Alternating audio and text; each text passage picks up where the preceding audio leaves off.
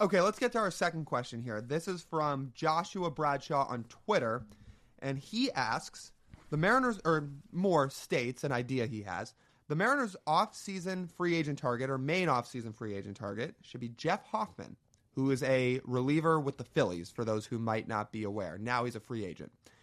He will be relatively affordable and will be one of the most dominant relievers in baseball. This also gives you the option of trading Munoz in a package for a big bat. What do you think? Let's break this into two parts. Let's start with the Jeff Hoffman part.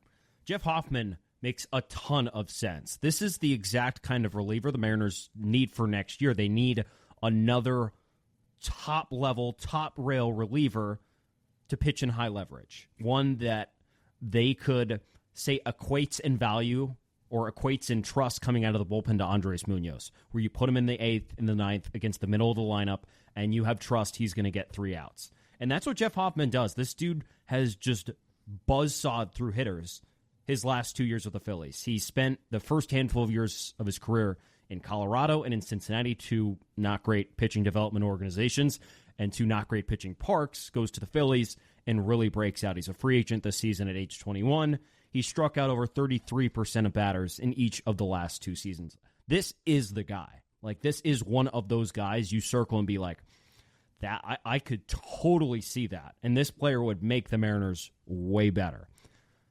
The problem is he's almost pitched too well and pitched himself out of the Mariners' price point. If he's a free agent, he's going to want, talking in the ballpark of relievers at age 31, he's going to try for a 4-year deal, right? 4 or 5?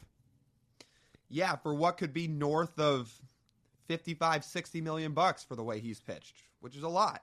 And I don't think the Mariners would go there even if they had a full budget. And when you have $15 million to spend all offseason, I doubt it's all going to one reliever. Yeah, I'm with you. I like Jeff Hoffman a lot. He's really good.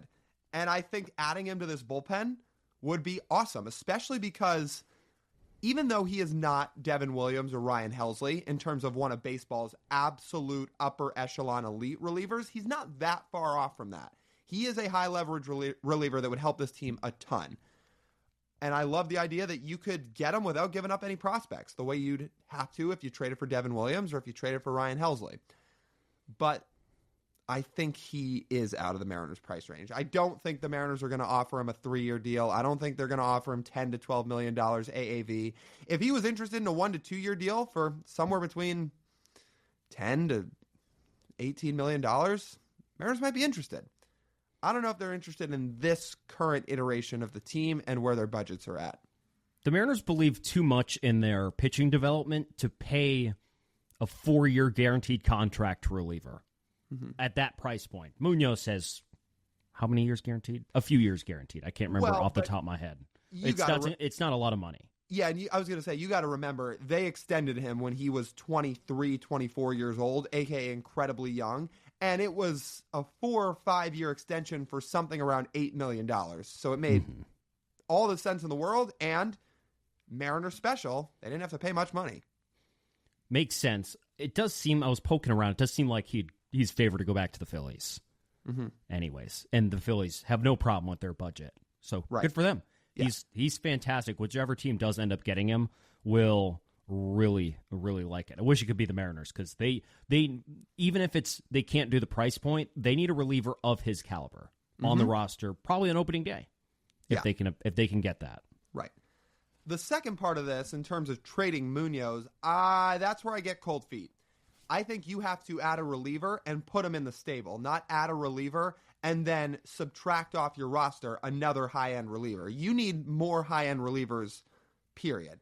I like the idea because Josh is clearly trying to get creative here and say, how do we get a real bat? How are we going to add offense? And we are open to all ideas here. It is not a terrible idea. Throwing the idea out there, there are no bad ideas at this point for how the Mariners could go get big bats. But I think you have got to keep your elite relievers in check and in your organization, especially when now there's reports that Brash is going to be back way earlier than we thought. You hope Santos stays healthy. Keep these guys together because this bullpen has to be a lot better than it was last year. When you think about trading Munoz, I want all of you listening and watching to ask yourself this question. Would the value of the bat you could bring back be worth the value of what Andres Munoz brings to the bullpen. Because you can ask yourself again, thinking back to last year's bullpen, when Scott Service or Dan Wilson emerged out of the dugout and he called on anyone besides Andres Munoz, how did you feel? Mm-hmm. The answer to that question is not very confident. So trading that guy away, I don't think does the team many favors. I've heard the argument that there would be some that would be concerned about Andres Munoz's workload from this past year and if health-wise he would hold up, or maybe he's already peaked, et cetera, all of these things. Those could be concerns in the future, but right now I don't think that's a train of thought the Mariners should be entering. I think they need to be adding to their bullpen and not subtracting, because if they do subtract, it's going to be really tough to make up. They would need to have one of their best pitching development years they've had with Jerry DiPoto to offset that. And I don't see how that would be the case off the run of health they've had and the run of great development they've had. How does it get better? I don't think it gets better. It doesn't. And to your point about the value, I don't think this is one you can quantify by WAR. When you say, well, this player is going to bring X WAR if you bring him in to be a hitter, where Munoz is a reliever and he's going to put up X amount of WAR as a reliever, I don't think it's apples to apples here. Because if you go to that bullpen late, the hitter you've acquired, let's just say it's Jordan Westburg, to throw it out there, and Munoz would go back to Baltimore in a big package.